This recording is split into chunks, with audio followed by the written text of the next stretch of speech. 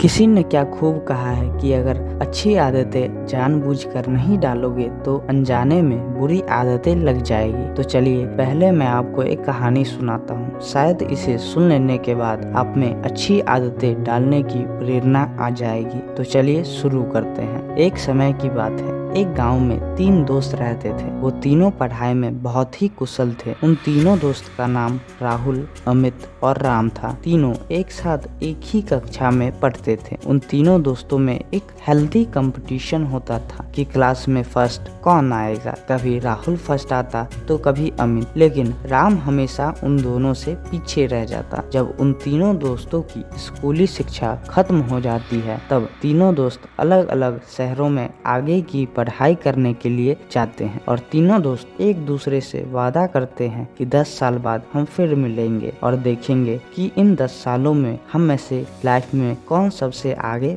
बढ़ता है। और 10 साल बाद राम उन दोनों दोस्तों से मिलने पहुंचता है। पहले राम अमित के घर जाता है पर वो घर पर नहीं होता है और तब उसे पता चलता है कि अमित की शादी हो चुकी है और अब वो अपनी बीवी के साथ शहर में रहकर 9 to 5 जॉब करता है। तब राम उससे मिलने शहर जाता है और जब राम अमित से मिलने पहुंचता है तब अमित उसे पहचान ही नहीं पाता है। तब राम अपने बारे में उसे बताता है। तब अमित उसे गले से लगाकर पूछता है, कैसे हो? तब राम कहता है, अच्छा हूँ। फिर दोनों एक दूसरे से बातें करने लगते हैं।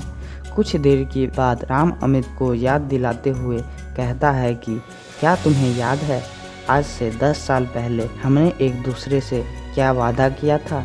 और यह कहते हुए राम अमित से कहता है कि तुम्हारी ऐसी क्या मजबूरी हो गई कि तुम जैसे होनहार व्यक्ति को 9 to 5 जॉब करना पड़ रहा है। तब अमित ने दुखी मन से कहा, दोस्त, जब मैं गांव में था तब मुझे लगता था कि मैं ही पढ़ने में बहुत अच्छा हूँ, पर जब मैं शहर आया तो देखा कि यहाँ पर तो फर्स्ट कोई और हो रहा है और तब मैंने जी जान लगाकर फर्स्ट होने के लिए पढ़ने लगा। फिर भी मैं 1-2 मार्क्स से पीछे रह जाता। तब मुझे लगा कि मैं यहाँ फर्स्ट हो ही नहीं सकता और इसलिए धीरे धीरे मैंने कोशिश करनी ही छोड़ दी और धीरे धीरे मेरा पढ़ाई से मन हटने लगा और जैसे तैसे कर मैंने पढ़ाई पूरी की। तब अमित राहुल के बारे में पूछता है और दोनों दोस्त राहुल से मिलने उसके घर चले जाते हैं। पर जब वे उसके घर पहुंचते हैं तब वे भौचक्के रह जाते हैं क्योंकि तब उन्हें पता चलता है कि 2 दिन पहले राहुल ने आत्महत्या करने की कोशिश की और अभी वह अस्पताल में जिंदगी से जंग लड़ रहा है। यह बात सुनकर दोनों दोस्त अस्पताल की तरफ भागे। फिर दोनों दोस्त अस्पताल पहुंचकर राहुल से आत्महत्या करने का कारण पूछा। तब उसने पूरी कहानी बताई। राहुल ने कहा, जब मैं शहर आया तब मैंने कई सारे दोस्त बनाए और उनमें से कई दोस्त बुरी लत के शिकार थे, पर मैंने यह जानने के बावजूद उनसे दोस्ती की क्योंकि मुझे लगता था कि मैं बहुत समझदार हूँ। मैं किसी भी कीमत पर उन बुरी आदतों में नहीं फंसूंगा और यही मेरी सबसे बड़ी गलती थी। और जब मैंने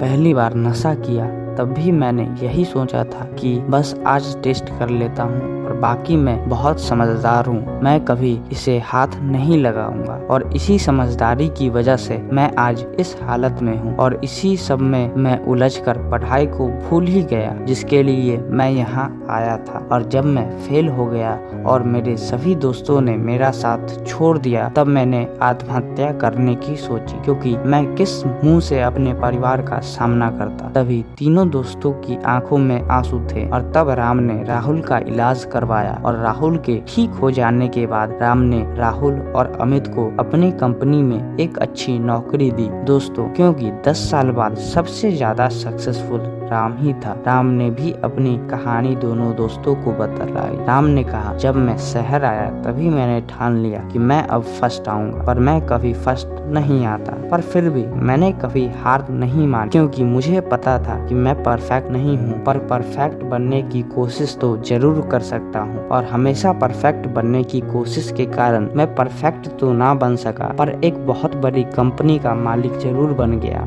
और मुझे आज भी पता है कि मैं परफेक्ट नहीं बन सकता और ना ही कभी बन सकता हूँ। और इसी के साथ मैं आपसे बस इतना कहना चाहूँगा कि लाइफ में कोई परफेक्ट नहीं होता। पर सक्सेसफुल जरूर होता है, और सक्सेसफुल वही होता है जो हमेशा परफेक्ट बनने की कोशिश करता है और अपने आप को कभी परफेक्ट नहीं मानता। और अगर आपको यह कहानी अच्छी लगी हो तो चैनल को सब्सक्राइब करके बेल आइकन जरूर दबाएं, ताकि आगे ऐसे ही इंस्पिरेशनल कहानियाँ आप तक पहुंचते रहे। और हमारे चैनल पर जाके और भी ऐसी इंस्पिरेशनल स्टोरीज आप सुन सकते हैं। और अंततः जुड़ने के लिए आपका धन्यवाद। Stay focused, stay blessed.